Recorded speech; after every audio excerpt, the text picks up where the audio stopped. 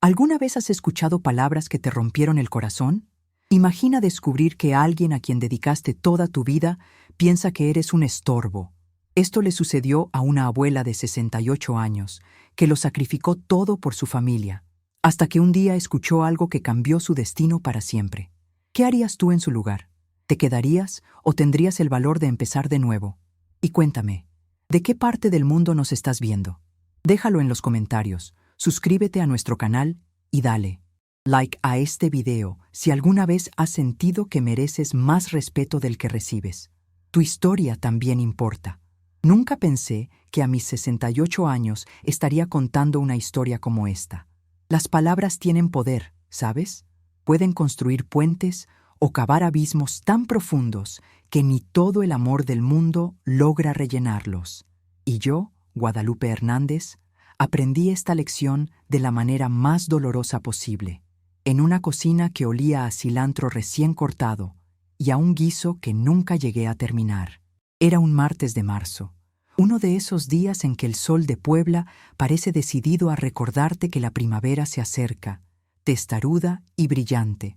La luz se colaba a través de las cortinas de encaje, las mismas que había cosido 3 años atrás durante mis tardes libres, e iluminaba las paredes color durazno de mi casa en el barrio Jardín Azteca.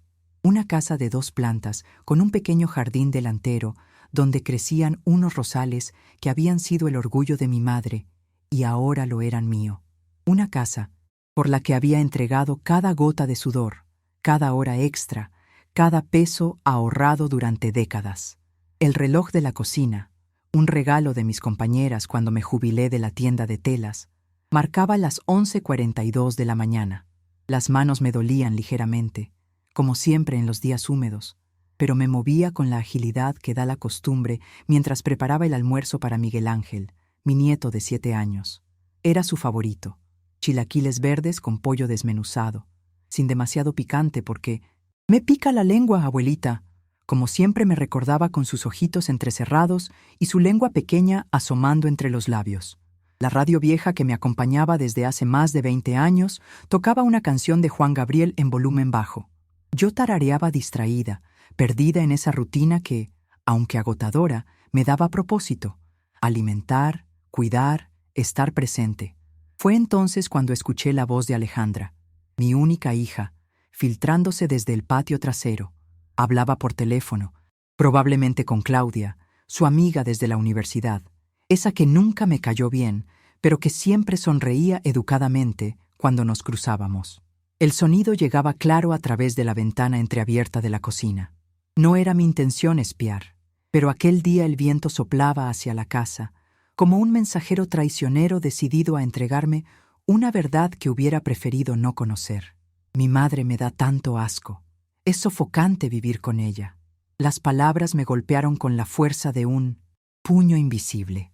Me quedé completamente paralizada, con el cuchillo de mango de madera, el que había pertenecido a mi madre, suspendido sobre las cebollas moradas a medio picar. Sentí un escalofrío que subía desde la punta de mis pies, enfundados en esas pantuflas gastadas de color azul que Alejandra siempre criticaba. «Mamá, por Dios, ¿cuándo vas a tirar esas cosas horribles?»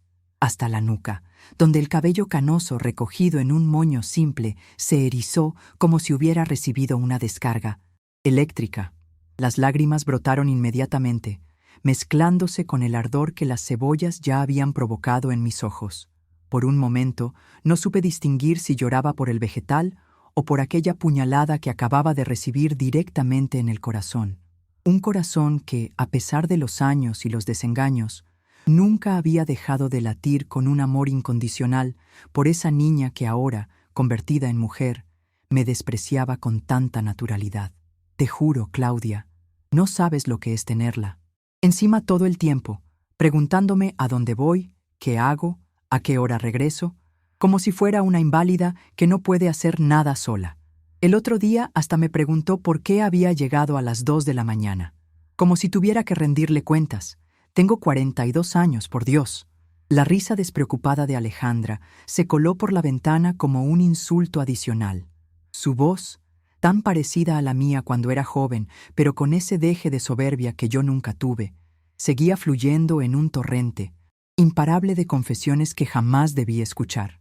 Cada palabra era como un clavo en el ataúd de nuestra relación. Cada risita despectiva, una pequeña muerte para todos esos recuerdos que yo atesoraba como oro. Su primer diente, sus primeros pasos agarrada a mis faldas, sus primeras palabras, que no fueron mamá, sino agua. Siempre fue una niña práctica. El día de su graduación, cuando la vi cruzar el escenario con la frente en alto. Con manos temblorosas, dejé el cuchillo sobre la tabla de madera desgastada por años de uso.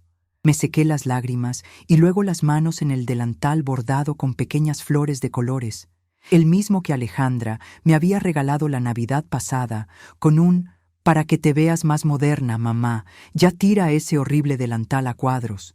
Me senté pesadamente en una de las sillas de la cocina, esas de madera con cojines que yo misma había cosido, y sentí que mis piernas ya no podían sostenerme. La voz de Alejandra continuaba su letanía de quejas, ahora hablando sobre cómo mis manías de vieja le resultaban insoportables, que si dejaba las luces encendidas por miedo a tropezar en la noche, que si me levantaba demasiado temprano haciendo ruido con las ollas, que si mis telenovelas eran una estupidez que me pudre el cerebro.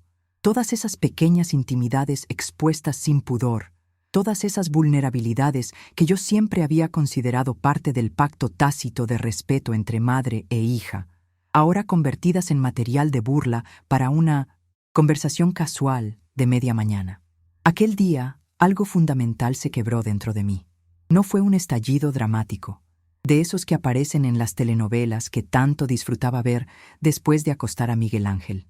Fue más bien como cuando una grieta diminuta aparece en un jarrón de porcelana heredado, casi imperceptible al principio, apenas una línea fina que apenas se nota con la luz adecuada, pero destinada a crecer día tras día, semana tras semana, hasta que toda la estructura, aparentemente sólida y resistente, se desmorona en 1000 pedazos imposibles de recomponer. Esa noche, después de acostar a Miguel Ángel con un beso en la frente y el cuento de siempre, la tortuga que quería volar, su favorito desde que tenía 3 años, me encerré en el baño de mi habitación.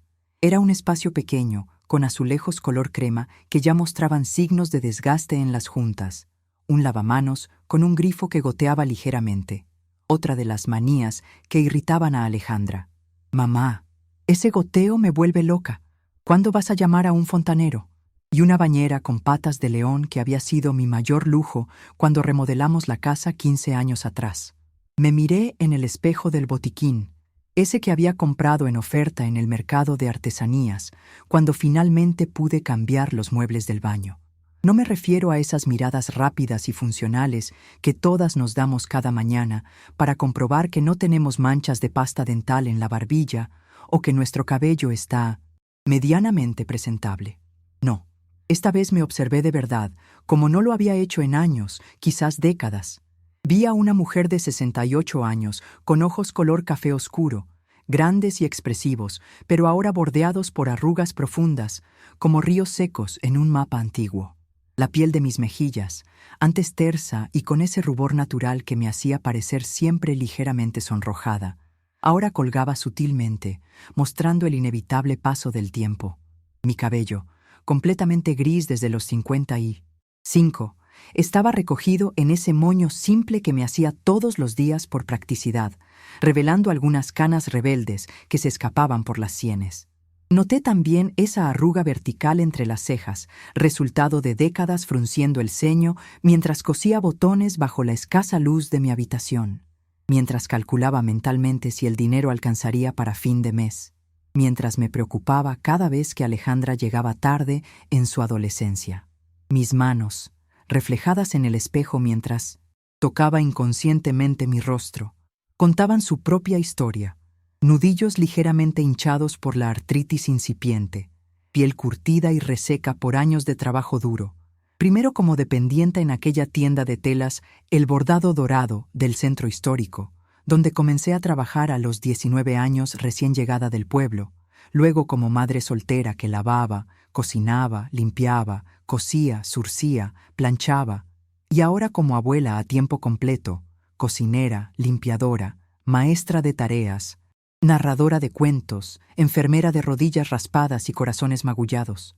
Vi a una mujer con hombros ligeramente caídos y una espalda que comenzaba a encorvarse, como si el peso invisible de las responsabilidades acumuladas durante décadas hubiera dejado una marca física, permanente e irreversible en mi postura. Una mujer que, a pesar del cansancio evidente en cada pliegue de su rostro, todavía conservaba una chispa de dignidad en la manera en que mantenía la cabeza erguida, en esa forma de mirar directamente a los ojos que mi madre me había enseñado. Míralo siempre de frente, Lupe, que tú no le debes nada a nadie. ¿Te da asco, Alejandra?, murmuré a mi reflejo, estudiando cada arruga, cada mancha de la edad, cada imperfección que los años habían tallado en mi rostro. Casi podía verme a través de los ojos despectivos de mi hija, una vieja desgastada, con ropas pasadas de moda, esa bata de flores descolorida que me ponía para dormir desde hace 5 años, con una permanente expresión de preocupación que ella interpretaba como reproche constante. ¿Qué ves cuando me miras? ¿Acaso ves todo lo que he sacrificado? ¿Ves las noches sin dormir cuando tenías fiebre? ¿Las comidas que dejé de comer para que tú tuvieras un uniforme nuevo? ¿Los sueños que abandoné para que los tuyos pudieran florecer? Me quité la bata y examiné mi cuerpo desnudo con la misma honestidad implacable. Los pechos caídos que habían alimentado a Alejandra durante 18 meses, a pesar de las grietas y el dolor, porque la leche de fórmula era un lujo que no podía permitirme. El vientre flácido y estriado, marcado por un embarazo solitario y un parto en el que solo tuve la compañía de una enfermera amable que sostuvo mi mano cuando creí que me partía en dos. Las piernas con varices que habían soportado jornadas de 12 horas de pie en la tienda de telas, cargando rollos pesados, atendiendo a clientes exigentes, corriendo luego para recoger a Alejandra de la casa de la vecina que la cuidaba a cambio de unos pesos que apenas podía permitirme. La respuesta que me devolvió el espejo fue un silencio revelador, un silencio que retumbó en las paredes de aquel pequeño baño y resonó en los rincones más profundos de mi ser. No importaba lo que yo hubiera hecho, los sacrificios, las renuncias, los desvelados, los miedos superados, las lágrimas tragadas en silencio para no preocupar a nadie. No importaba la historia escrita en mi cuerpo, en mi rostro, en mis manos. Lo que importaba era cómo me permitía ser tratada ahora, cómo había normalizado ser la sombra invisible que hacía funcionar la casa, la máquina perfecta que satisfacía las necesidades de todos, mientras las propias se disolvían en un mar de obligaciones ajenas. Aquella noche no lloré, aunque el nudo en mi garganta parecía querer asfixiarme. Las lágrimas pertenecían a otra Guadalupe, a la joven ingenua de 20 años que se deshizo en sollozos cuando Carlos, el padre de Alejandra, me abandonó con 8 meses de embarazo, dejándome solo 20 pesos, que encontré en la mesa de la cocina junto a mi taza de té ya frío, y una nota escueta escrita en el reverso de una factura de la luz que decía: «No estoy listo para ser padre. Perdóname». Como si un «perdóname» garabateado a toda prisa pudiera compensar la avalancha de responsabilidades, miedos y dificultades que dejaba tras de sí. Como si aquellas 2 palabras fueran un talismán mágico que borrara la traición, el abandono, la incertidumbre abrumadora de enfrentarse a la maternidad en soledad, sin recursos, sin apoyo, en una sociedad que todavía miraba con desprecio a las madres solteras. No. Esta Guadalupe nueva que empezaba a despertar en mí, surgiendo de entre las cenizas de décadas de abnegación, no lloraría más.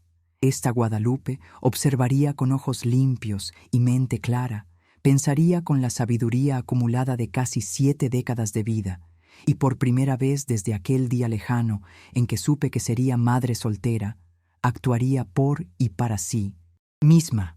Era hora de desenterrar a esa mujer valiente que había sido una vez, esa que se enfrentó a las miradas reprobatorias cuando su vientre comenzó a crecer, esa que caminó con la frente en alto por las calles de Puebla mientras los susurros la seguían como sombras malintencionadas. Antes de salir del baño, me solté el cabello y lo dejé caer sobre mis hombros. Era un gesto pequeño, casi insignificante, pero simbólico en su simplicidad. Esa noche no me lo recogería en el moño apretado de siempre. Esa noche dormiría con el cabello suelto, como no lo hacía desde que Alejandra era una bebé que se aferraba a mis mechones con sus diminutos puños. En los días siguientes, comencé a ver mi vida con una claridad casi dolorosa, como si de pronto alguien hubiera limpiado un cristal empañado por años de vaho, y ahora pudiera distinguir cada detalle con una nitidez abrumadora. Mientras preparaba el desayuno para Miguel Ángel, pan dulce recién horneado que compraba cada mañana en la panadería de don Sebastián a 3 cuadras de casa, jugo de naranja exprimido a mano porque las cajas de jugo tienen demasiada azúcar, hija, y planchaba las blusas de seda de Alejandra con ese cuidado meticuloso que ella daba por sentado, comencé a recordar todos los sacrificios que había hecho a lo largo de mi vida. El primero que vino a mi mente fue la venta de aquella casita en el centro histórico, un edificio estrecho de 2 plantas con techos altos y suelos de baldosas hidráulicas, algunas agrietadas, pero todas hermosas con sus diseños de flores y pájaros.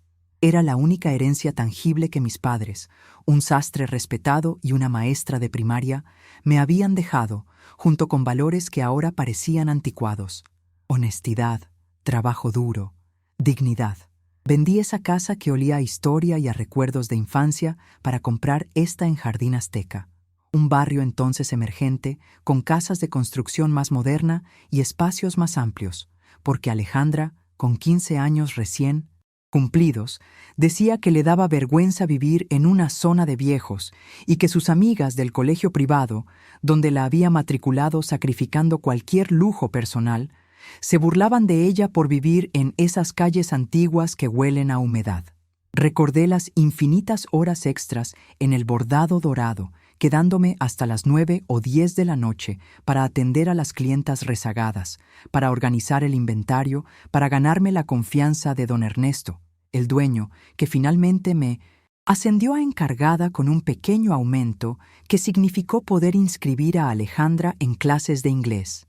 Trabajé así durante años, robándole horas al descanso, a mi salud, a esos pequeños placeres que otras mujeres de mi edad se permitían.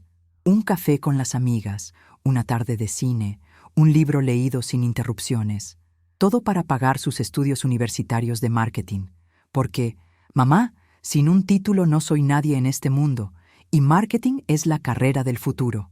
Esas mensualidades que se llevaban la mitad de mi sueldo, más los libros, los materiales, los eventos imprescindibles para hacer contactos, las excursiones educativas, que en realidad eran fines de semana de fiesta disfrazados de actividades académicas.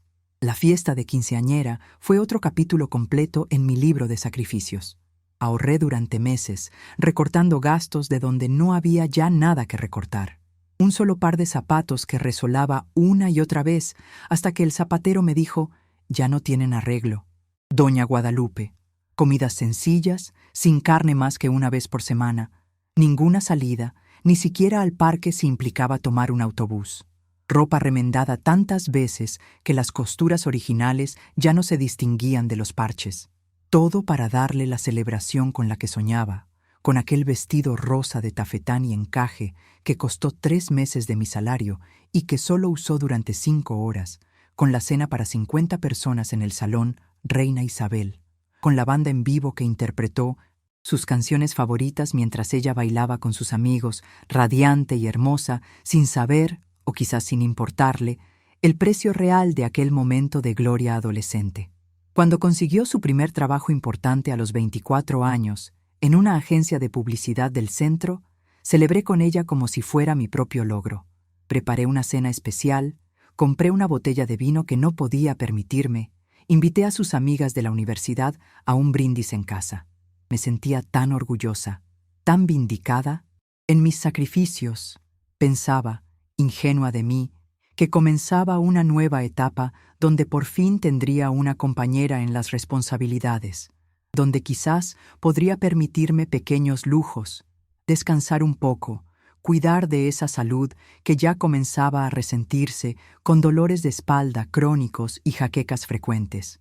Pero entonces vino la boda apresurada con Eduardo, un ejecutivo de cuentas que conoció en la agencia, un hombre guapo, carismático, con sonrisa fácil y promesas más fáciles aún. Yo pagué gran parte de esa boda también, porque es un momento único en la vida, mamá, y no quiero parecer pobre ante la familia de Eduardo.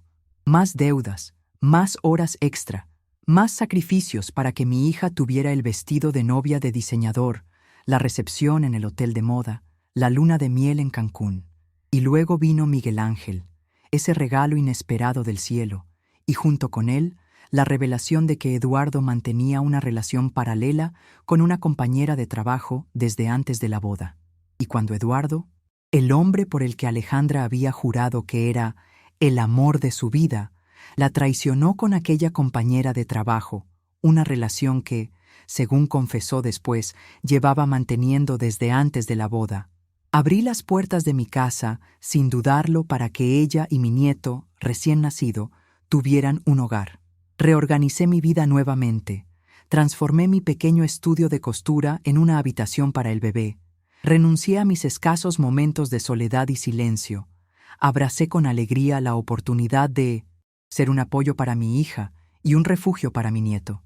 Durante 5 años había cuidado de Miguel Ángel como si fuera mi propio hijo, con la ternura acumulada de décadas, con la sabiduría que solo da haber criado ya a un hijo, con la paciencia infinita de quien sabe que estos años pasan demasiado rápido y cada momento es un tesoro. Le preparaba el desayuno a las 6 de la mañana, avena con fruta y un huevo revuelto, porque necesitas proteínas para crecer fuerte, mi cielo. Lo vestía con ropa limpia y planchada, le peinaba el cabello rebelde que había heredado de su madre. Lo llevaba a la escuela Benito Juárez, a 7 cuadras de casa, caminando de la mano mientras me contaba sus sueños de la noche anterior o sus planes para el recreo. Lo recogía puntual a la 1:30, cuando los otros niños corrían a los brazos de sus madres y él buscaba mi figura familiar junto a la reja verde de la escuela. Siempre en el mismo lugar, siempre con una sonrisa y un «¿Cómo te fue hoy, mi amor?». Le ayudaba, con las tareas sentada junto a él en la mesa de la cocina, con infinita paciencia ante los números que a veces se resistían a entrar en su cabecita o las letras que se empeñaban en aparecer al revés en sus cuadernos. Lo bañaba con agua templada, jugando con los barquitos de plástico que le había comprado en el mercado, lo secaba con toallas suaves que lavaba con jabón especial para que no le irrite la piel, que la tiene sensible como tú a su edad, Alejandra. Le contaba cuentos antes de dormir, inventando finales diferentes cada noche para mantener viva su imaginación, sosteniendo su manita hasta que su respiración se volvía profunda y regular, señal de que había cruzado al mundo de los sueños. Mientras Alejandra viajaba frecuentemente a Ciudad de México por compromisos laborales ineludibles que se extendían misteriosamente de 2 días a 4, de 1 semana a 10 días, regresando con regalos caros para Miguel Ángel, juguetes electrónicos complicados que él apenas tocaba, prefiriendo los blocs de dibujo y crayones que yo le compraba, y con historias vagas sobre reuniones importantes y clientes exigentes que requerían su presencia en persona. Mamá, así es el mundo corporativo moderno. Cada sacrificio era una rama de un árbol que había crecido torcido a lo largo de los años, alimentado por mi amor incondicional, pero también por mi miedo a la soledad, por mi necesidad de sentirme útil, por esa culpa irracional que todas las madres parecemos cargar, la culpa de no ser suficiente, de no dar suficiente, de no estar a la altura de ese ideal imposible de perfección maternal que nos venden desde niñas.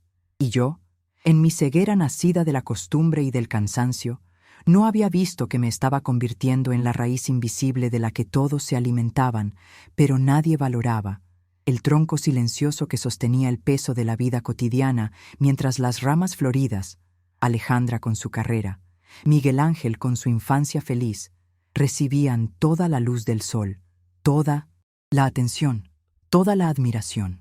Con mis nuevos ojos despiertos, esos que habían comenzado a ver la realidad sin el filtro de la abnegación maternal, empecé a notar detalles que antes pasaban desapercibidos o que justificaba con esa habilidad especial que tenemos las madres para encontrar excusas para nuestros hijos. Cada uno de estos detalles era como una moneda de ingratitud que Alejandra dejaba caer diariamente, formando un tesoro amargo que ahora podía contemplar en toda su dolorosa Extensión. Lo primero que saltó a mi vista fue la contribución económica de Alejandra a los gastos de la casa. 300 pesos mensuales. Una cantidad tan ridícula que casi resultaba insultante. No cubría ni una semana de comida para los tres, considerando que solo el desayuno de Miguel Ángel, con sus frutas frescas, su pan recién hecho, sus cereales especiales sin azúcar añadido que Alejandra insistía, eran imprescindibles para su desarrollo, costaba casi 50 pesos diarios. Es que tengo muchos gastos, mamá, se justificaba cuando, tímidamente, le sugería que quizás podría aportar un poco más. El transporte a México, la ropa para las reuniones con clientes, las comidas de negocios que tengo que pagar por adelantado. Apenas me queda para mis gastos personales. Además, tú ya estás jubilada. ¿En qué vas a gastar tu pensión si no es en nosotros? Mi pensión. Esos 4,800 pesos mensuales que recibía después de 35 años trabajando en el bordado dorado, donde finalmente me había convertido en encargada general hasta que mis manos, deformadas por la artritis, ya no podían manejar los rollos pesados de tela con la misma destreza. Una pensión que debería haberme permitido pequeños lujos en mi vejez. Quizás un viaje modesto a Oaxaca, donde siempre quise conocer Monte Albán, tal vez unas clases de pintura, ese hobby que abandoné a los 20 años cuando la maternidad llamó a mi puerta, pero que ahora se diluía en gastos que no eran míos. La colegiatura de la escuela, privada de Miguel Ángel, las facturas de servicios de una casa donde yo apenas ocupaba una habitación, los caprichos gastronómicos de Alejandra, que había desarrollado un gusto por los quesos importados y los vinos caros que su salario aparentemente no podía satisfacer. Luego estaban sus comentarios casuales, esas pequeñas puñaladas verbales que lanzaba en medio de conversaciones cotidianas, como quien no quiere la cosa, dejando caer veneno en dosis tan pequeñas que solo ahora, mirando hacia atrás, podía ver el patrón de menosprecio constante. «Mamá, ¿qué harías todo el día si no tuvieras a Miguel Ángel para entretenerte?», me preguntó una tarde mientras yo doblaba su ropa recién lavada y planchada, después de haber preparado una lasaña desde cero, como las que hacía la abuela italiana de Eduardo, según le gustaba presumir a Alejandra, aunque la receta era mía, aprendida de un viejo libro de cocina que compré en una librería de segunda mano cuando ella tenía 10 años. Como si cuidar de mi nieto fuera un pasatiempo, un hobby para mantenerme ocupada, y no una responsabilidad de tiempo completo que ella había delegado por completo. Como si las horas dedicadas a su cuidado, educación y bienestar emocional fueran un favor que yo le hacía a ella, y no al revés. La verdad, podrías apuntarte a algún curso para señoras mayores en el centro cultural, sugirió en otra ocasión, mientras yo terminaba de coser un botón en uno de sus blazers caros. Dicen que es bueno para prevenir el Alzheimer, y así conocerías gente de tu edad. Tanto tiempo con Miguel Ángel no puede ser bueno. Te estás volviendo infantil. El tiempo, ese lujo que yo nunca me había permitido tener para mí misma. Ese recurso precioso que había entregado sin reservas primero a ella, luego a mi nieto, sin guardar ni un minuto para mis propios sueños, intereses o necesidades. Y ahora ella lo mencionaba como si fuera algo que me sobraba, un problema a solucionar, un vacío a llenar con actividades adecuadas para señoras mayores. Nunca asistía a las juntas escolares de Miguel Ángel. Siempre tenía una excusa perfectamente razonable en la superficie, pero que, acumuladas, formaban un patrón de desinterés sistemático. Tengo una presentación importante ese día. Hay mucho tráfico a esa hora para regresar de México. El jefe ha convocado una reunión de última hora, y siempre remataba con la misma frase. Tú puedes ir, mamá. Tú tienes tiempo. Tiempo. Como si las 24 horas de mi día no estuvieran ya llenas hasta rebosar de responsabilidades que no me correspondían, de tareas que ella debería haber asumido como madre, de cuidados invisibles pero fundamentales que mantenían a flote nuestro pequeño barco familiar. Señora Hernández, qué gusto verla de nuevo. Me saludaba la maestra Carmela cada vez que asistía a una junta, a una exposición de proyectos, a una ceremonia de fin de curso. Miguel Ángel es un niño maravilloso, tan creativo, tan considerado con sus compañeros, Senin Cunías. Nota que está siendo criado con mucho amor. Y yo sonreía, agradecía el cumplido, pero sentía una punzada de tristeza por Alejandra, que se estaba perdiendo esos momentos irrecuperables, esos pequeños triunfos cotidianos de su hijo que pasaban desapercibidos ante sus ojos, siempre fijos en una pantalla. El teléfono, la tableta, la computadora portátil donde tecleaba incesantemente correos urgentes, incluso durante la cena. Una tarde particularmente reveladora fue cuando, mientras recogía su ropa, limpia y planchada para colocarla en su armario, un mueble antiguo de caoba que había pertenecido a mi madre y que Alejandra había querido pintar de blanco para modernizarlo, idea a la que me opuse con una firmeza inusual en mí. Encontré un folleto colorido sobre la mesita de noche. Residencial El Atardecer Dorado, donde la tercera edad florece, anunciaba en letras cursivas sobre la imagen de un jardín idílico, donde ancianos sonrientes jugaban dominó bajo pérgolas cubiertas de bugambilias. Lo había dejado visible, estratégicamente colocado sobre un libro que yo le había prestado semanas atrás y que, por supuesto, no había leído. No era casualidad. Era un mensaje, una indirecta del tamaño de una catedral. Estaba considerando buscarme un lugar más adecuado, como si esta casa, me y casa, comprada con el sudor de mi frente, no fuera el lugar que me correspondía. Hojeé el folleto con manos temblorosas. Habitaciones individuales con baño propio. Actividades recreativas supervisadas. Personal médico 24 horas. Menús equilibrados adaptados a cada necesidad. Todo sonaba perfectamente razonable, incluso atractivo, si no fuera por el subtexto evidente. Quería deshacerse de mí, colocarme en un lugar donde otros se encargaran de esa vieja incómoda en que me había convertido a sus ojos. Fue en ese momento cuando comprendí con dolorosa claridad que, para mi hija, yo no era una madre ni una compañera de vida, era una solución temporal a sus problemas. Una empleada doméstica sin sueldo a la que podría desechar cuando encontrara una mejor opción. Una presencia incómoda que toleraba solo por conveniencia económica y logística.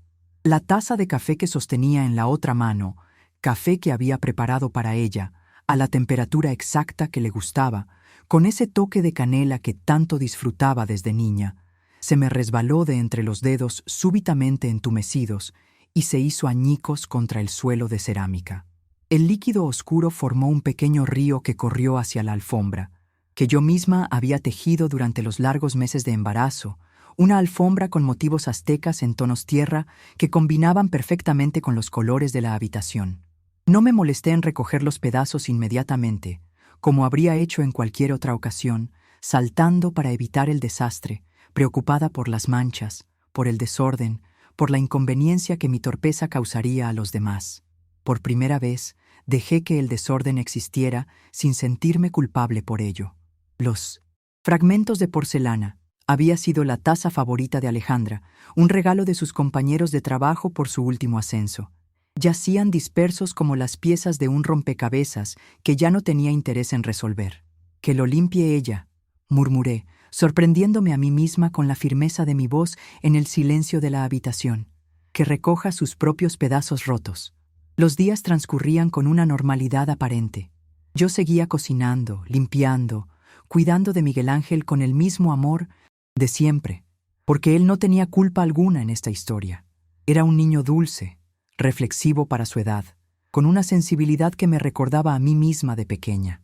A veces me miraba con esos ojos oscuros, idénticos a los míos, y parecía percibir el cambio sutil que se estaba operando en mí, como si detectara la corriente subterránea de determinación que comenzaba a fluir bajo mi aparente docilidad. «Abuela, ¿estás triste?», me preguntó una tarde mientras le ayudaba con su tarea de matemáticas, en la mesa de la cocina. Esa mesa de pino que había comprado de segunda mano cuando Alejandra comenzó la primaria y que había restaurado yo misma, lijándola los domingos por la tarde y aplicando capa tras capa de barniz hasta que recuperó su brillo original. «No, mi cielo», respondí, acariciando su cabello rebelde, tan parecido al que Alejandra tenía a su edad. «No estoy triste, estoy pensando». «¿En qué piensas?», insistió, con esa curiosidad insaciable que siempre me maravillaba. «En el futuro», contesté con sinceridad. «En cómo a veces necesitamos cambiar para poder seguir siendo nosotros mismos». Me miró confundido, arrugando la nariz de una manera que me resultaba dolorosamente familiar. No entiendo, abuela. Algún día entenderás, le aseguré, besando su frente. Ahora, ¿qué tal si terminamos estos problemas de multiplicación para que puedas ir a jugar un rato antes de la cena? Una mañana de jueves, mientras desayunábamos los tres juntos, una rareza, pues Alejandra solía tomar solo un café de pie antes de salir corriendo, mi hija hizo un anuncio que cambiaría el curso de nuestras vidas, aunque ella no podía saberlo en ese momento. «Mamá, tengo que viajar a Ciudad de México por 2 semanas», dijo, mientras revisaba su teléfono con ojos entrecerrados, sin siquiera mirarme a la cara. El sol matutino se filtraba por la ventana de la cocina, creando un patrón de luz y sombra sobre el mantel bordado a mano que había sido un regalo de mi madre cuando me casé con Carlos. «Es un proyecto importante que podría significar un ascenso». No respondí inmediatamente. Observé cómo untaba mantequilla en su pan tostado, con esa elegancia despreocupada que siempre había admirado y que ahora me parecía un muro de indiferencia, una barrera invisible pero impenetrable entre nosotras. Sus manos, tan parecidas a las mías antes de que la edad y el trabajo las deformaran, se movían con precisión. Uñas perfectamente manicuradas, con ese esmalte color nude que estaba de moda, anillos delicados que nunca se quitaba ni para dormir, una pulsera fina de plata que le había regalado cuando cumplió 30 años, gastando lo que no tenía para verla sonreír. Miguel Ángel, sentado frente a su plato de huevos revueltos con jamón, cortado en trocitos pequeños porque todavía le costaba usar el cuchillo, levantó la mirada con preocupación. Las ausencias de su madre siempre le generaban ansiedad, aunque nunca lo expresaba directamente. ¿Y Miguel Ángel?, pregunté al fin, aunque ya sabía la respuesta. Alejandra levantó la vista de su teléfono por un segundo, casi sorprendida por la pregunta, como si la respuesta fuera tan obvia que no mereciera ser formulada. «Pues tú lo cuidas, ¿no?», como siempre. Su tono sugería que mi pregunta era absurda, innecesaria, casi una molestia en medio de sus importantes planes profesionales. Miguel Ángel bajó la mirada hacia su plato, empujando los trocitos de huevo con el tenedor, construyendo pequeñas montañas amarillas que luego destruía metódicamente. Era su manera de procesar las emociones difíciles, crear orden en el caos, aunque fuera con comida. «Claro», respondí, sirviéndole más café del termo que mantenía la bebida caliente durante horas. Era su favorito, comprado en el mercado artesanal hace años, decorado con motivos de flores azules que combinaban con los azulejos de la cocina. «¿Cuándo te vas?»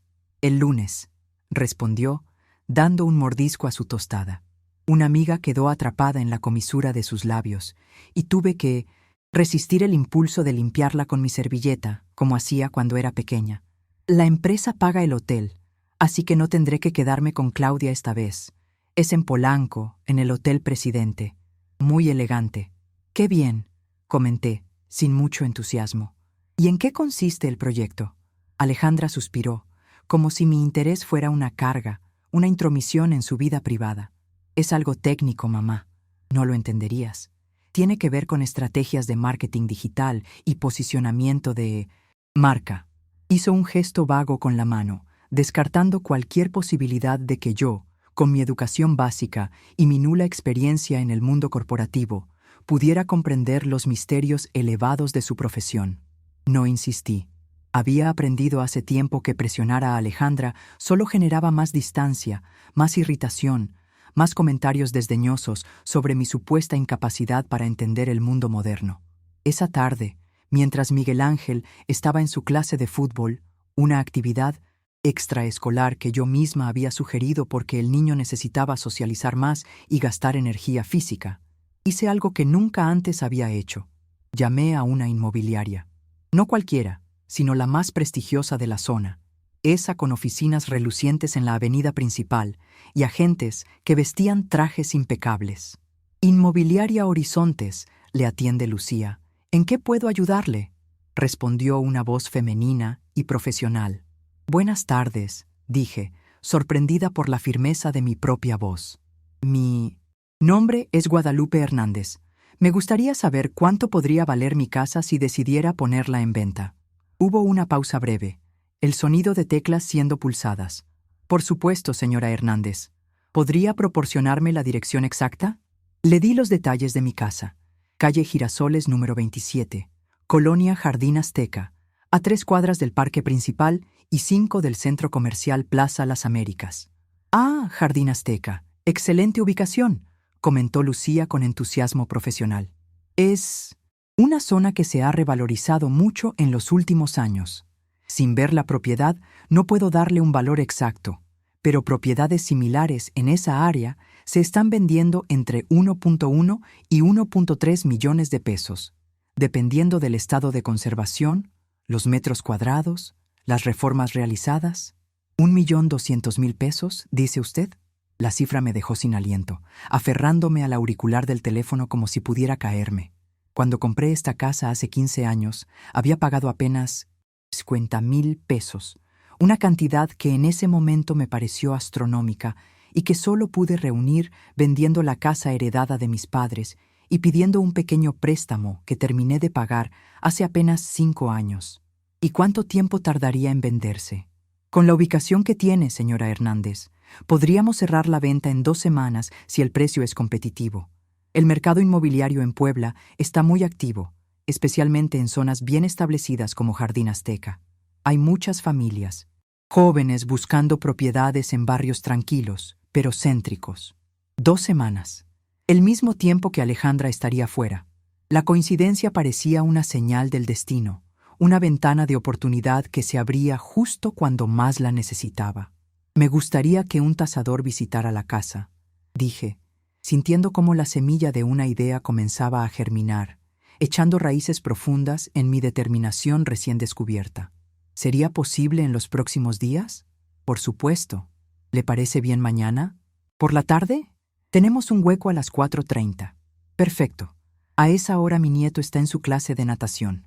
Las palabras salieron de mi boca antes de que pudiera filtrarlas, revelando más de lo necesario, como si una parte de mí necesitara compartir con esta desconocida la complejidad de mi vida familiar, las maniobras que debía hacer para encontrar tiempo para mí misma.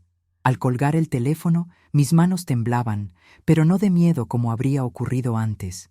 Era la emoción contenida de quien ve, por primera vez, un camino hacia la libertad después de años de cautiverio voluntario. Era la sensación embriagadora de recuperar el control sobre mi propia vida, de tomar una decisión por mí misma, para mí misma, sin considerar primero las necesidades, deseos o conveniencias de otros. Me senté en el sillón de la sala, ese que había reupholstered con mis propias manos cuando nos mudamos, y contemplé el espacio a mi alrededor con nuevos ojos. Las paredes que había pintado de este color durazno, suave porque combina con todo, mamá. Los cuadros que había elegido cuidadosamente en el mercado de artesanías, las cortinas que había cosido durante noches enteras para ahorrar dinero, las plantas que había cuidado con devoción hasta convertirlas en pequeños oasis de verdor. Este era mi hogar, creado con mis manos, con mi esfuerzo, con mi amor, y estaba a punto de despedirme de él sin remordimientos, porque había comprendido una verdad fundamental.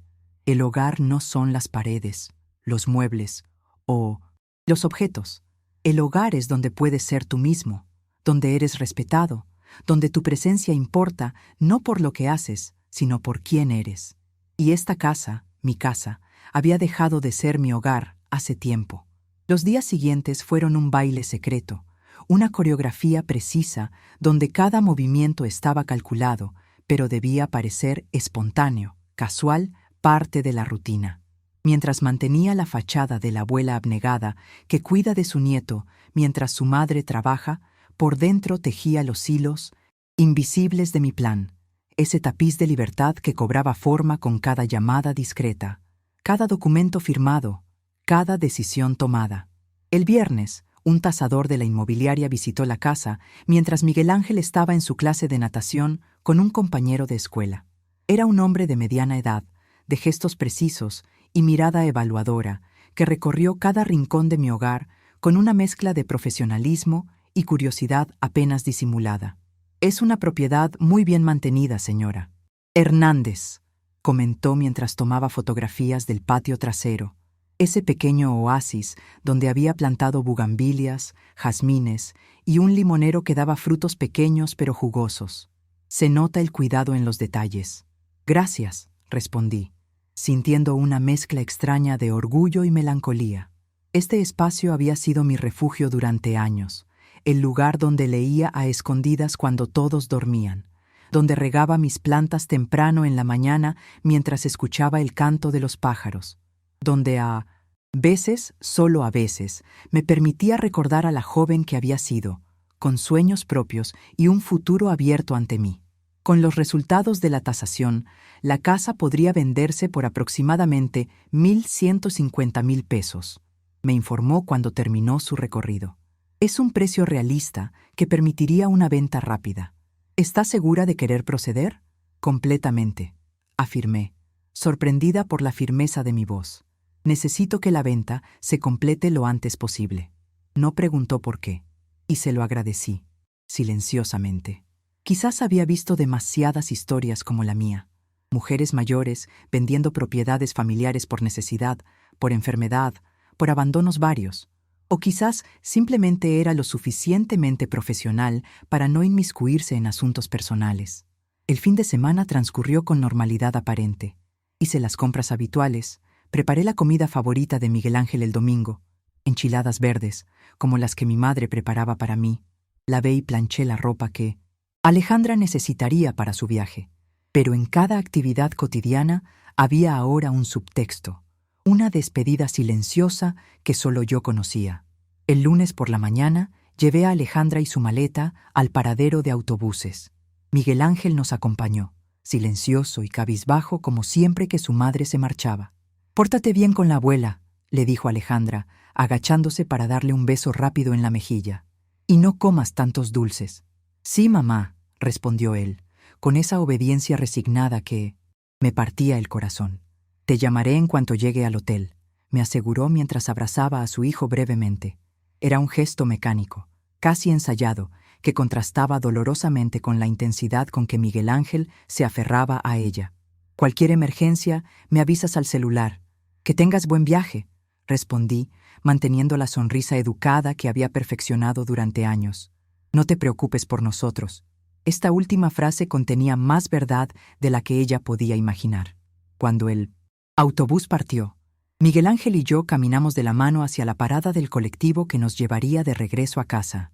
Era un día claro de primavera, con ese cielo azul intenso que solo Puebla parece tener, como si alguien hubiera lavado el firmamento con añil. «Abuela», dijo de pronto, con esa voz pequeña que usaba cuando algo importante rondaba su mente. «¿Mamá nos quiere?». La pregunta me golpeó como una piedra en el pecho. Me detuve en seco, agachándome para quedar a su altura, mirando directamente a esos ojos tan parecidos a los míos.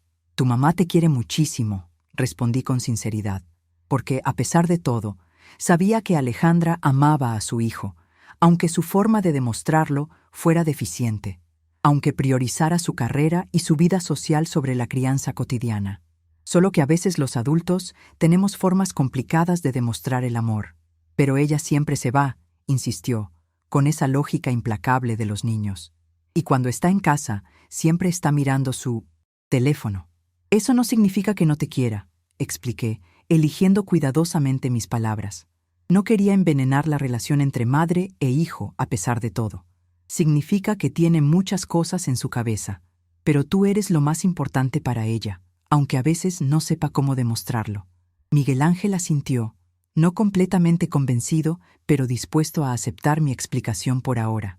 «¿Y a ti te quiere?», preguntó entonces, con esa intuición sorprendente que a veces mostraba. Esta vez no pude responder inmediatamente. ¿Me quería Alejandra? Probablemente sí, en algún rincón olvidado de su corazón, en alguna capa profunda bajo años de dar por sentado mi presencia, mi ayuda, mi sacrificio. Pero ¿era suficiente ese amor residual, ese afecto teórico que nunca se traducía en respeto, en consideración, en reciprocidad? Las relaciones entre madres e hijas son complicadas, respondí finalmente, evadiendo la pregunta directa. Pero lo importante es que tú y yo nos queremos mucho, ¿verdad? Su sonrisa fue la respuesta, y por un momento sentí una punzada de culpa por lo que estaba a punto de hacer. pero la aparté rápidamente. Mi plan no era un abandono. Era una reestructuración necesaria, un ajuste doloroso pero inevitable para que todos pudiéramos crecer. Esa misma tarde, visité 3 inmobiliarias más. Quería comparar ofertas, asegurarme de que no me estaban engañando, de que obtendría el valor justo por mi propiedad, porque aunque estaba decidida a vender, no iba a permitir que me trataran como a una anciana ingenua que podía ser manipulada fácilmente. La segunda inmobiliaria ofreció un precio similar, 1,120,000 pesos.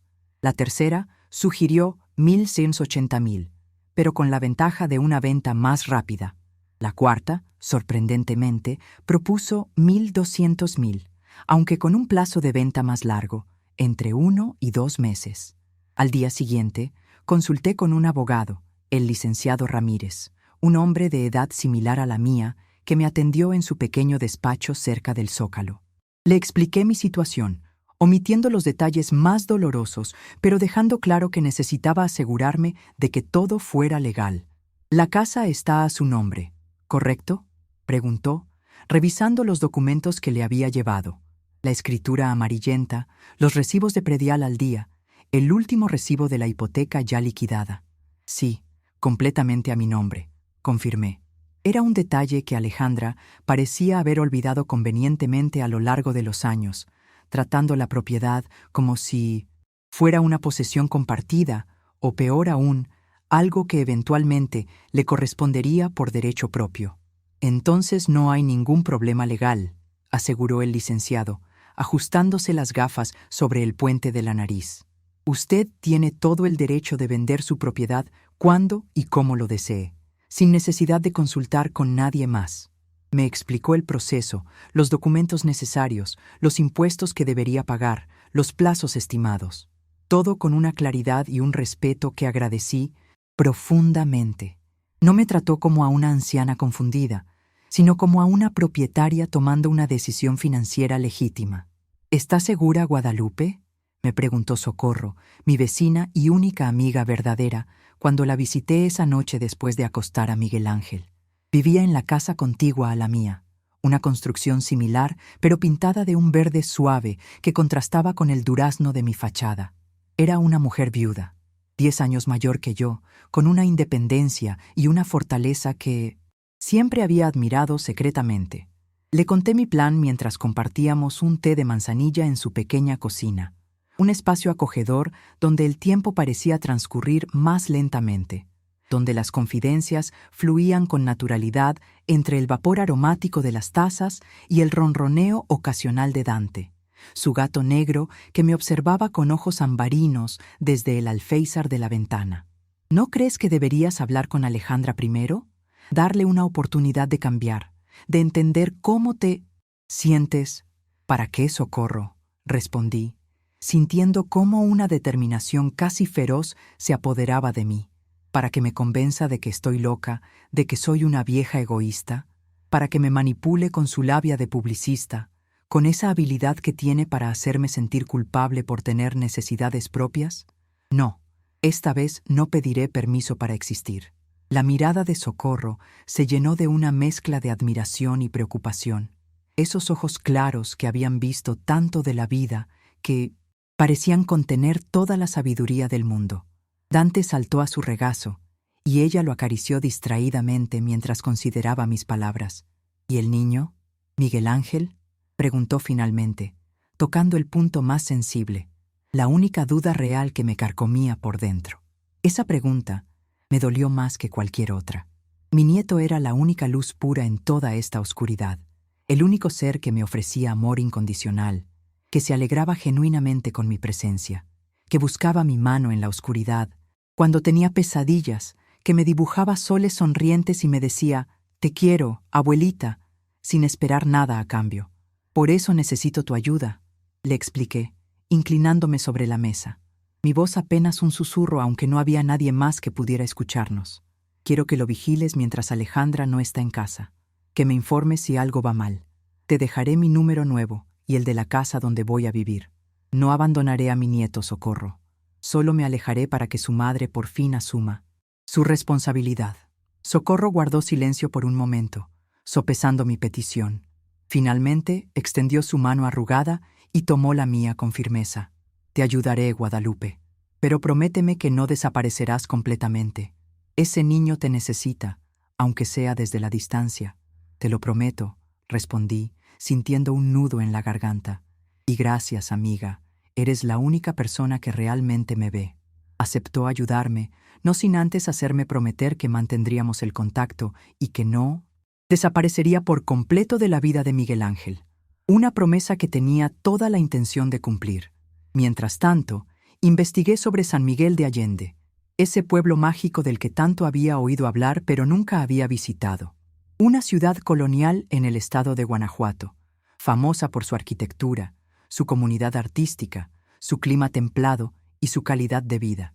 Un lugar donde muchos jubilados, tanto mexicanos como extranjeros, elegían pasar sus últimos años. En Internet, en la biblioteca pública, en revistas viejas, busqué toda la información que pude. Precios de vivienda, costo de vida, actividades culturales, servicios de salud disponibles. Quería estar preparada, no lanzarme al vacío sin red. Encontré una pequeña casa en venta, a través de un portal inmobiliario en línea. Una propiedad en el barrio de San Antonio, mucho más modesta que la mía, pero con un encanto indudable. Paredes de adobe pintadas de amarillo cálido, techos de vigas de madera, un patio interior. Pequeño pero luminoso, lleno de macetas con bugambilias en flor. Esas mismas que siempre había querido cultivar, pero nunca había tenido tiempo o espacio suficiente. La casa costaba 680,000 pesos. Un precio que podría pagar al contado con la venta de mi propiedad actual, y aún me quedaría un colchón considerable para vivir durante años sin preocupaciones económicas. Llamé a la agencia. Hablé con un agente amable que me envió más fotografías por correo electrónico, me explicó los detalles de la propiedad, me aseguró que estaba en buen estado estructural, aunque necesitaba algunas actualizaciones menores. La mayoría de los propietarios en esa zona son personas mayores, señora Hernández, me explicó. Es un barrio tranquilo, a 10 minutos a pie del centro, con una panadería excelente en la esquina y un mercado pequeño a 2 cuadras. Ideal para alguien que busca paz pero no aislamiento. Sonaba perfecto. Un nuevo comienzo en un lugar donde nadie me conocía, donde no tenía historia, donde podría reinventarme no como la abuela abnegada, la madre sacrificada, sino simplemente como Guadalupe, una mujer de 68 años con tiempo por fin para descubrir quién era realmente. El día antes de que Alejandra regresara de su viaje, firmé los papeles de venta de la casa. El comprador, un hombre de negocios de la capital apellidado Morales, había ofrecido 1,100,000 pesos en efectivo para agilizar el trámite.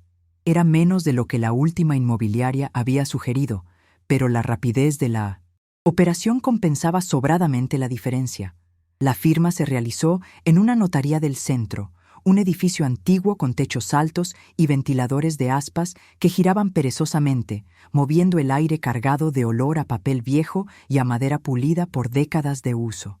El notario, un hombre de edad avanzada con manos temblorosas pero mente aguda, revisó cada documento con minuciosidad profesional, mientras yo observaba el proceso con una mezcla de nerviosismo y determinación. El señor Morales era un hombre de unos 50 años, con traje impecable y un reloj que probablemente costaba más que todos mis muebles juntos. Me preguntó, con genuina curiosidad, por qué vendía una propiedad en tan buen estado y en una ubicación privilegiada. Busco algo más pequeño, más acorde a mis necesidades actuales. Respondí con una sonrisa educada pero firme, estableciendo límites sin ser grosera. Mi vida privada no estaba en venta junto con la casa. Asintió, respetando mi discreción. Es una excelente propiedad. Mi hija y su familia estarán muy cómodos allí. Saber que una familia joven habitaría ese espacio, que nuevos niños correrían por el patio donde Miguel Ángel había dado sus primeros pasos, me produjo una extraña sensación de cierre, de continuidad, a pesar de la ruptura. Mi abogado, el licenciado Ramírez, estaba presente para asegurarse de que todo procediera correctamente. Cuando el notario pasó el último documento para mi firma, su mano arrugada se posó brevemente sobre la mía en un gesto que interpreté como apoyo silencioso. Tendrá que desalojar en 2 semanas, señora Hernández, me informó la agente inmobiliaria con una sonrisa profesional, mientras me entregaba una copia de los documentos firmados. Era una mujer de mediana edad, con un traje sastre color beige y un peinado impecable que parecía desafiar la humedad del ambiente. Es el plazo estándar para que pueda organizar su mudanza y dejar la propiedad en condiciones adecuadas. No se preocupe, respondí, guardando los papeles en mi bolso de cuero gastado, ese que Alejandra siempre criticaba por ser tan antiguo que parece de museo. Estaré fuera mañana mismo. La agente parpadeó, sorprendida por mi respuesta. ¿Mañana? Pero señora, no es necesario apresurarse tanto. Tiene derecho a usar el plazo completo. Lo sé, respondí con una sonrisa tranquila, pero ya tengo todo organizado. Y era cierto. Durante los últimos días, mientras Alejandra estaba en Ciudad de México, yo había estado preparando mi partida con meticulosa discreción. Ya había empacado lo esencial. Algunas ropas cuidadosamente seleccionadas y dobladas en una maleta que había pertenecido a mi madre. Mis documentos importantes organizados en una carpeta de plástico transparente. Unas pocas fotografías enmarcadas, ninguna reciente de Alejandra, solo de Miguel Ángel sonriendo con sus dientes de leche incompletos, y algunas antiguas de mis padres en su juventud, y el pequeño joyero de plata repujada que contenía los aretes de Citey, filigrana que mi madre me dejó al morir, su única posesión de valor real. No me llevaría muebles, ni electrodomésticos, ni los platos de porcelana que había coleccionado pieza a pieza durante años. Nada que pudiera anclarme al pasado, nada que ocupara demasiado espacio físico o emocional.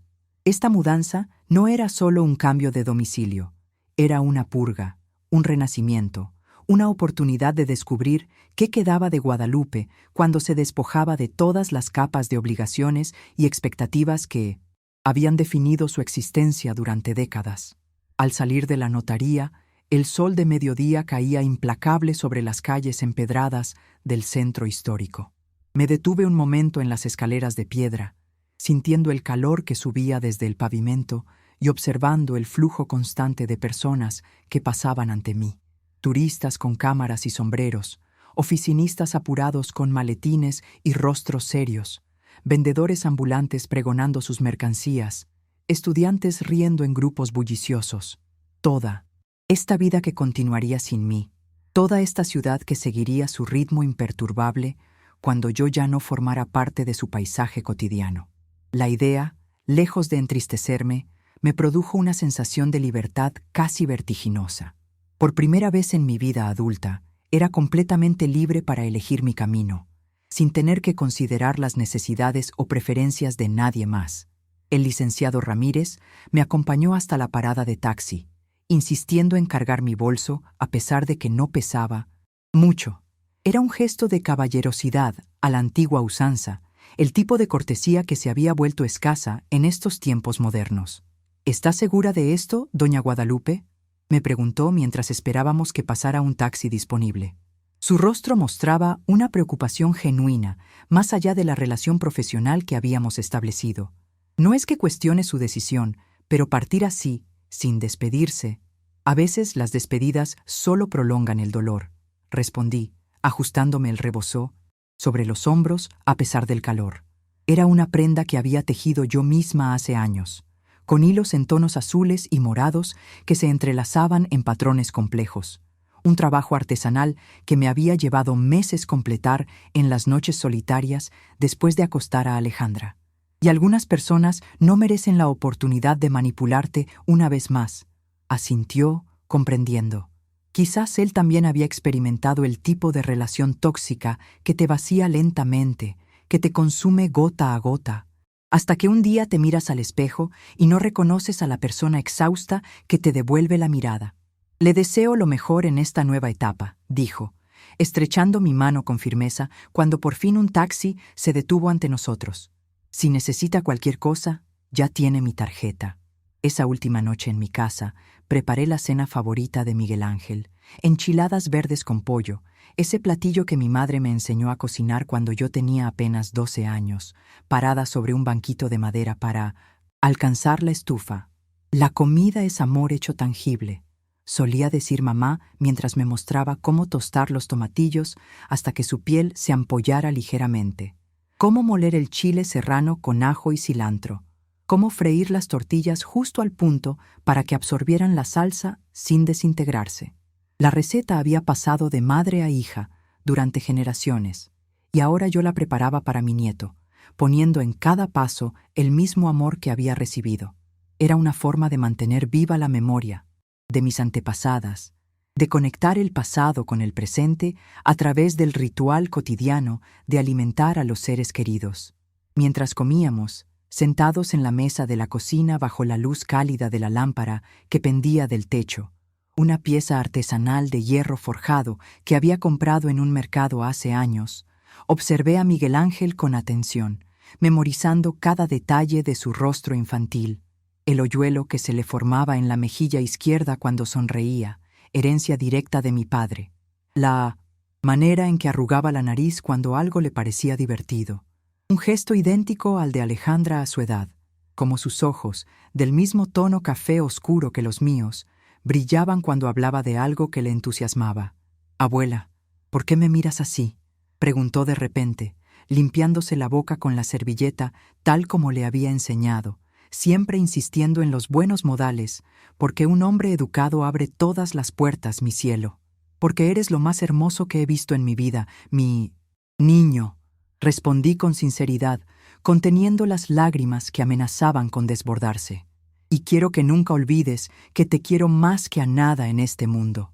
Sus ojos se iluminaron con esa mezcla de felicidad y vergüenza que los niños suelen mostrar ante las declaraciones emocionales de los adultos.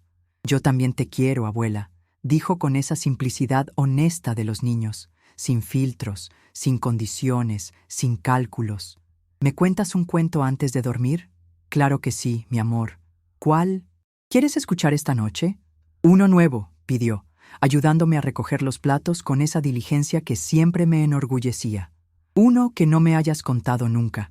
Así que, después de bañarlo y ayudarlo a ponerse el pijama, ese con estampado de dinosaurios que tanto le gustaba, me senté junto a su cama y le conté la historia del pájaro que vivía en una jaula de oro, un ave de plumaje brillante que había sido capturada cuando era apenas un polluelo y que había pasado toda su vida en 1900 cautiverio, cantando para alegrar a sus dueños, recibiendo comida y protección a cambio de su libertad.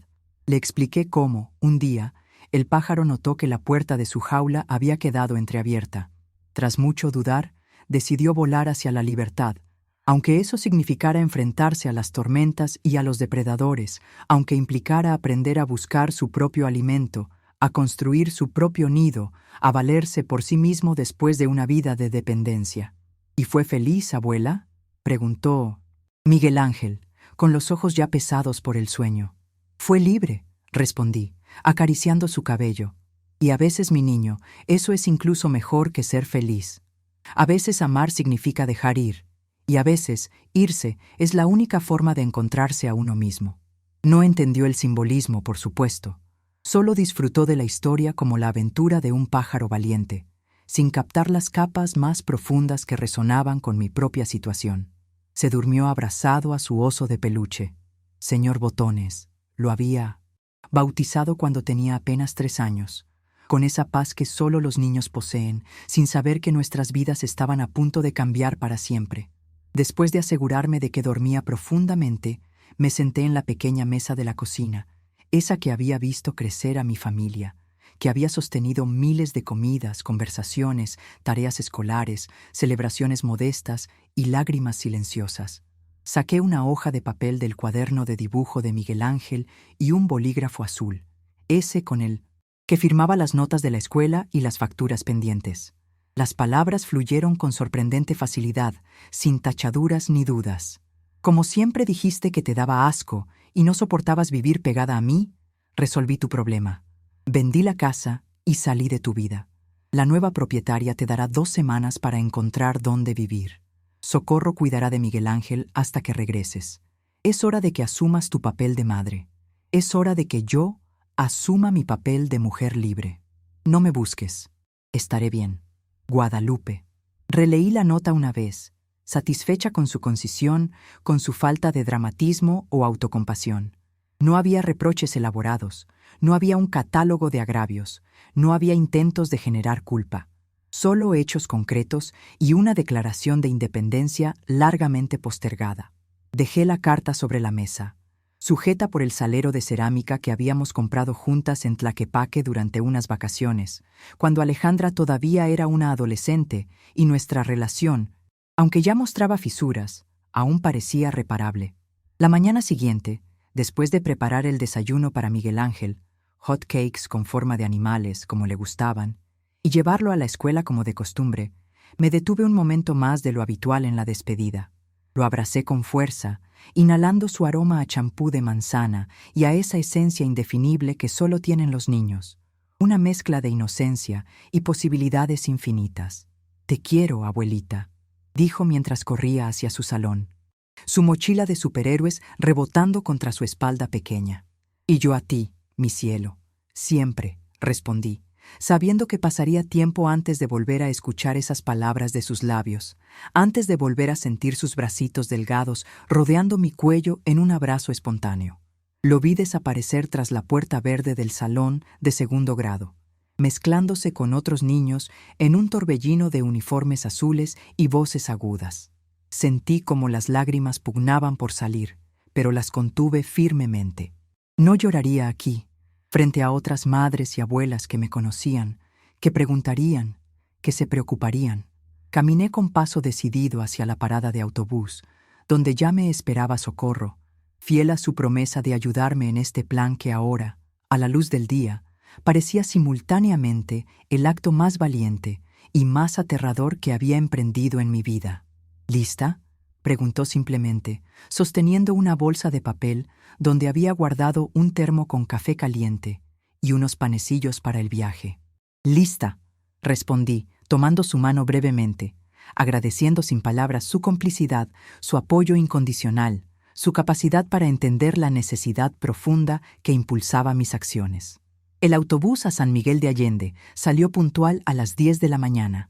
Desde la ventanilla vi cómo Puebla, la ciudad que había sido mi hogar durante toda mi vida, se desvanecía en la distancia. No sentí nostalgia, sino una extraña mezcla de alivio y anticipación.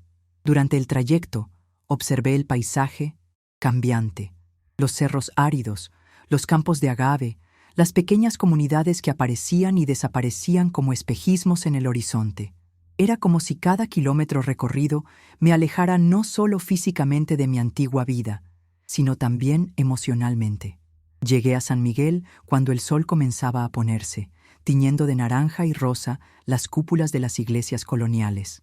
El taxista que me llevó a mi nueva casa era un hombre mayor, de rostro curtido y sonrisa fácil. «¿Primera vez en San Miguel?» «¿Señora?», preguntó mientras sorteaba las calles empedradas. «Primera vez que vivo aquí», respondí. «Primera vez que vivo para mí». Me miró por el retrovisor con una expresión curiosa, pero no hizo más preguntas. Quizás estaba acostumbrado a mujeres como yo, que llegaban a San Miguel buscando un nuevo comienzo.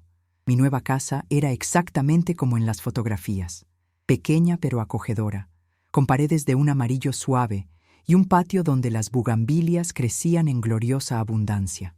Las bugambilias siempre habían sido mis flores favoritas, aunque nunca había tenido tiempo de cultivarlas. Esa noche, después de desempacar lo poco que había traído, me senté en el pequeño banco de madera del patio y contemplé las estrellas. Por primera vez en décadas, no tenía que preocuparme por preparar el almuerzo del día siguiente, por planchar uniformes, por hacer la compra pensando en los gustos de otros. El peso de la responsabilidad constante que había cargado durante tanto tiempo se había aligerado considerablemente. Y aunque sentía un agujero en el pecho al pensar en Miguel Ángel, sabía que había tomado la decisión correcta. «Perdóname, mi niño», susurré a las estrellas. Pero a veces el amor más grande es el que enseña las lecciones más difíciles. Las primeras semanas en San Miguel fueron un descubrimiento constante, no solo de la ciudad, sino de mí misma. Me inscribí en clases de pintura en el centro cultural local, algo que siempre había querido hacer, pero nunca me había permitido. «Tiene buen ojo para el color, señora Guadalupe», me dijo Ramón, El profesor, un artista local de mediana edad, con manos manchadas permanentemente de pintura. Sus composiciones tienen alma. Nunca antes había recibido un elogio por algo que hiciera solo para mí. La sensación era embriagadora. También me uní a un grupo de caminata que se reunía 3 veces por semana para recorrer los alrededores de San Miguel. Allí conocí a varias mujeres de mi edad, algunas mexicanas, otras extranjeras que habían elegido este rincón de México para su retiro. Yo vine después de divorciarme, me contó Helen, una canadiense de pelo blanco y risa contagiosa. Mis hijos pensaron que estaba loca, pero ha sido la mejor decisión de mi vida. Yo vine después de enviudar, añadió Josefina, una chilanga de voz potente y paso decidido. Mi hija quería que me mudara con ella a Monterrey, pero le dije, hija, ya te crié a ti. Ahora me toca criarme a mí misma. Cada historia resonaba con la mía de alguna manera. Cada mujer era un espejo donde veía reflejada mi propia valentía. Y luego estaba Roberto, un viudo de 70 años que dirigía la librería donde comencé a pasar las tardes, redescubriendo el placer de la lectura. Al principio solo intercambiábamos comentarios sobre los libros, pero poco a poco nuestras conversaciones se extendieron a otros temas. Un día me invitó a tomar un café en la plaza principal. ¿Sabe, Guadalupe? Es refrescante conversar con una mujer que habla de libros, de arte, de vida, no de sus hijos o nietos. Su comentario me hizo sonreír con cierta ironía. Es que acabo de aprender a hablar de mí misma, Roberto, y todavía estoy practicando. Con el tiempo, nuestros cafés se convirtieron en idas al cine, en paseos por el jardín botánico, en largas conversaciones sobre todo y nada. No era romance, no exactamente.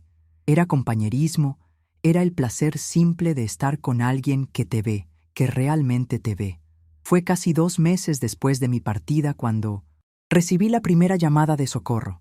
Alejandra está desesperada, Guadalupe, me dijo sin preámbulos. No sabía nada de la alergia de Miguel Ángel al camarón y el niño terminó en urgencias la semana pasada. Sentí un nudo en el estómago. ¿Está bien? Sí, lo atendieron a tiempo. Pero Alejandra está como perdida. No sabe las rutinas del niño, no conoce a sus maestros, no sabe que le gusta que le lean antes de dormir. No sentí satisfacción al escuchar esto, sino una mezcla de tristeza y esperanza. Tristeza porque mi nieto estaba pasando por un ajuste difícil. Esperanza porque Alejandra finalmente estaba enfrentando la realidad de la maternidad. El primer mes fue caótico, continuó Socorro. Llegaba tarde a recogerlo de la escuela, olvidaba preparar su almuerzo, no sabía ayudarle con las tareas. El pobre Miguel Ángel tuvo que enseñarle cómo funcionaban las cosas. ¿Y ahora? Ahora está mejorando. Tuvo que pedir un horario más flexible en el trabajo. Ya no viaja tanto a México y ha empezado terapia. Eso último me sorprendió. Alejandra siempre había desdeñado la terapia, considerándola cosa de gente débil. Dice que necesita entender cómo llegó a este punto, cómo pudo perder a su madre de esta manera. No respondí inmediatamente. Las palabras de Alejandra, filtradas a través de Socorro, eran como ecos lejanos de una vida que ya no me pertenecía. ¿Y tú, Guadalupe? ¿Cómo estás? Le conté sobre mi nueva vida, sobre las clases de pintura, sobre mis amigos, del grupo de caminata, sobre Roberto y nuestras conversaciones. Le envié fotografías de mi pequeña casa y del cuadro que estaba pintando, un atardecer sobre las bugambilias de mi patio. Pareces feliz, dijo con sincera alegría. Te lo mereces, amiga. Antes de colgar, me dio la noticia que llevaba semanas esperando. Miguel Ángel pregunta por ti todos los días. Quiere saber dónde estás, si estás bien. Le dije que te habías ido de viaje, pero que lo quieres mucho. ¿Puedo enviarle algo? Pregunté, con la voz quebrada por primera vez desde mi partida. Creo que eso sería bueno para él. Comencé a enviar pequeños regalos y cartas a Miguel Ángel a través de Socorro. Nunca nada ostentoso, solo detalles que sabía que le gustarían. Una piedra brillante encontrada durante una caminata, un marcapáginas con la imagen de su dinosaurio favorito, un dibujo de las montañas que rodeaban mi nueva casa. Junto a cada regalo, incluía una carta sencilla, adecuada para un niño de su edad, donde le contaba sobre mi vida en San Miguel, las ardillas que visitaban mi patio, las estrellas que parecían más brillantes que en la ciudad. No mencionaba a Alejandra, ni explicaba mi partida. Solo le aseguraba que lo quería, que pensaba en él todos los días, y que algún día, cuando fuera el momento adecuado, nos volveríamos a ver. Un día, Socorro me llamó con emoción en la voz. Miguel Ángel te envió algo. Era un dibujo hecho con crayones, una figura pequeña, él, y una figura grande, yo, tomadas de mí, la mano, con un sol sonriente arriba y un texto infantil que decía: Abuela, me enseñaste que amar no es estar pegado, es cuidar desde lejos. Te quiero. Las lágrimas que tanto tiempo había contenido finalmente fluyeron libremente. Ese dibujo, tan simple y tan profundo a la vez, era la confirmación de que mi nieto, a pesar de su corta edad, entendía lo que muchos adultos nunca llegan a comprender. Enmarqué el dibujo y lo coloqué en la pared de mi habitación, donde era lo primero que veía al despertar y lo último antes de dormir. Con el paso de los meses, Socorro me mantuvo informada sobre los cambios en la vida de Alejandra. Como un espejo invertido de mi propia transformación, mi hija también estaba evolucionando, aunque de manera diferente. Ha tenido que aprender a ser madre, me contó Socorro durante una de nuestras llamadas semanales. Ya no sale tanto con sus amigas, está más presente. Incluso organizó la fiesta de cumpleaños de Miguel Ángel ella misma, con decoraciones y todo. ¿Y cómo está él? Extrañándote, por supuesto, pero adaptándose. Los niños son resilientes, Guadalupe. Y ahora tiene algo que no tenía antes, una madre que realmente está presente. Alejandra había comenzado a preguntar por mí a Socorro, no para recriminarme ni para pedirme que volviera, sino para saber si estaba bien, si necesitaba algo. Pequeños gestos que sugerían un despertar de conciencia. Me preguntó si podía darte un mensaje, añadió Socorro. ¿Qué mensaje? Que lo siente, que no sabía valorar todo lo que hacías hasta que tuvo que hacerlo ella misma, que entiende por qué te fuiste. No supe qué responder.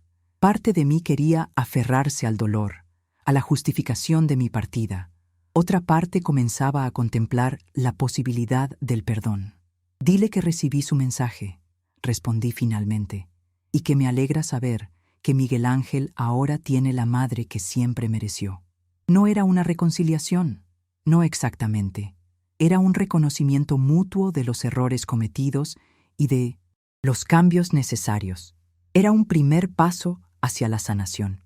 Un año después de mi partida, mi vida en San Miguel se había establecido en una rutina agradable pero nunca monótona. Mis pinturas habían mejorado lo suficiente como para que Ramón me sugiriera participar en una exposición colectiva de artistas locales. Pero soy solo una aficionada, protesté.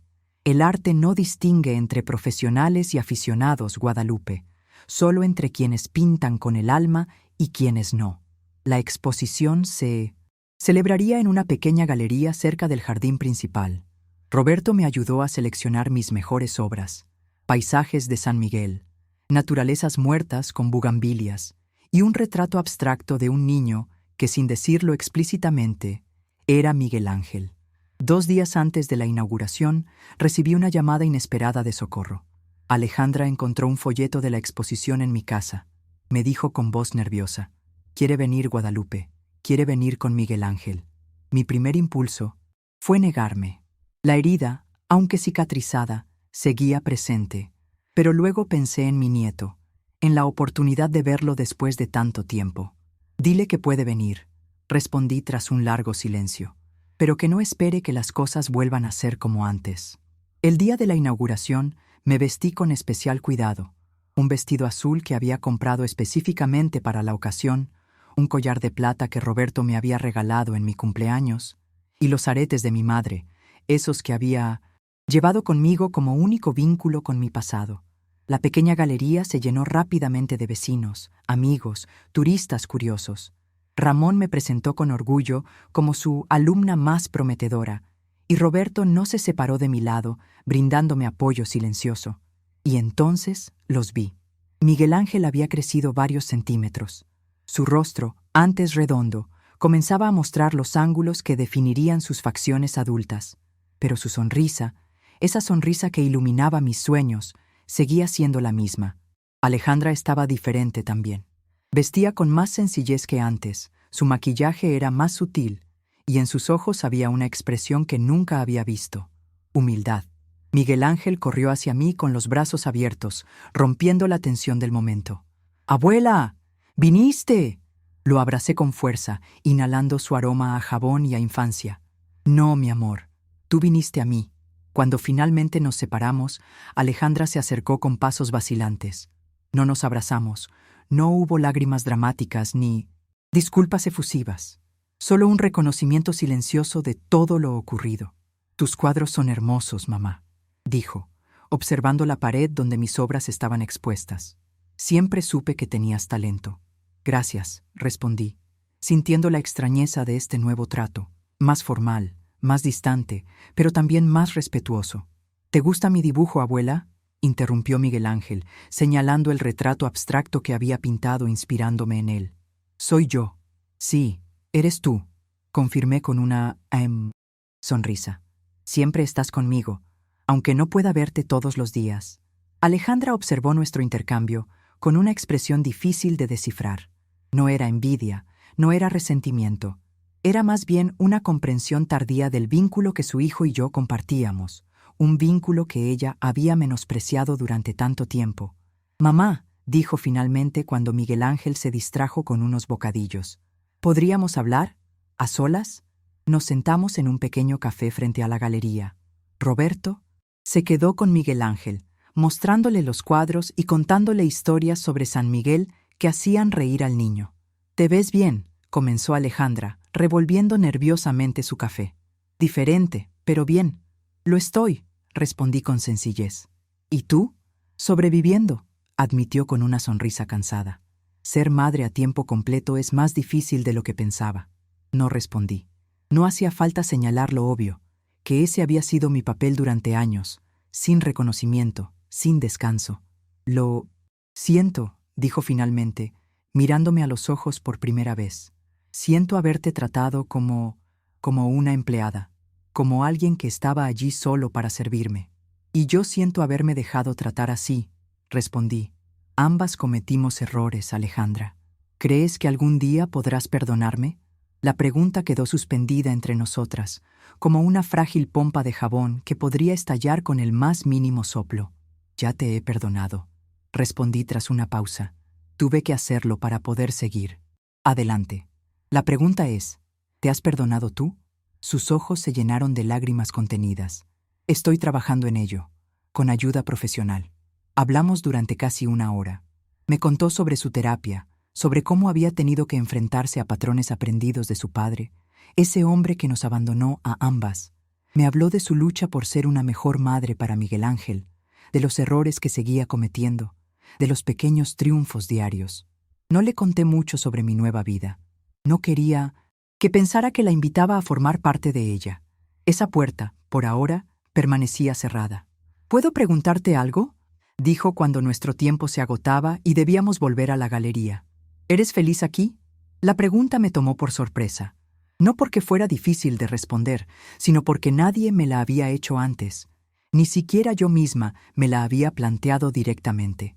«Sí», respondí, sintiendo la verdad de esa simple palabra extenderse por todo mi ser. «Soy feliz». No con la felicidad perfecta de los cuentos de hadas, sino con esa felicidad imperfecta y real que viene de vivir en paz conmigo misma. Alejandra asintió, como si comprendiera exactamente a qué me refería.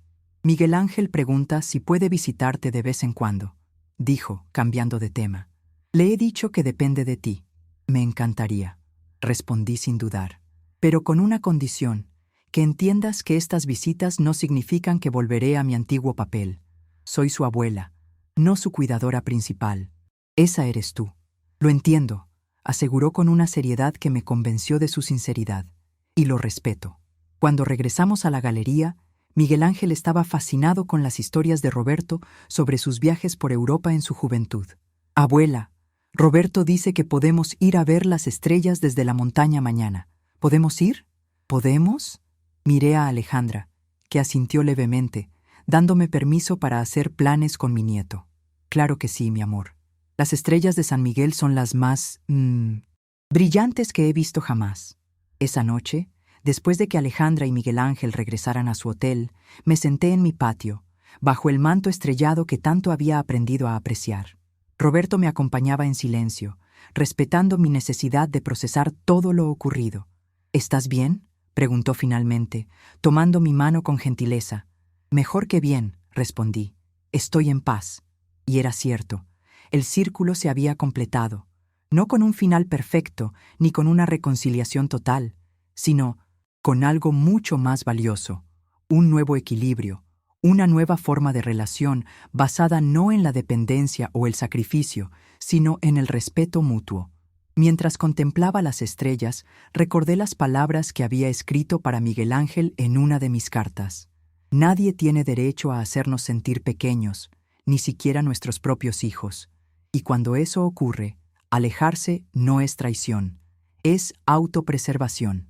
Ahora añadiría algo más, y a veces, solo a veces, cuando el tiempo ha hecho su trabajo y las heridas han sanado lo suficiente, es posible encontrarse de nuevo, no como las personas que fuimos, sino como las personas que hemos elegido ser. Hoy, a mis 68 años, sé que la dignidad no se encuentra en grandes gestos dramáticos, sino en pequeñas decisiones valientes tomadas día tras día. Sé que nunca es tarde para comenzar de nuevo, para exigir respeto, para construir una vida propia. Mi vida en San Miguel no tiene el glamour de las películas ni la perfección de los cuentos de hadas, pero tiene algo que me faltó durante décadas: dignidad. Y eso, he descubierto, vale más que cualquier falsa declaración de amor.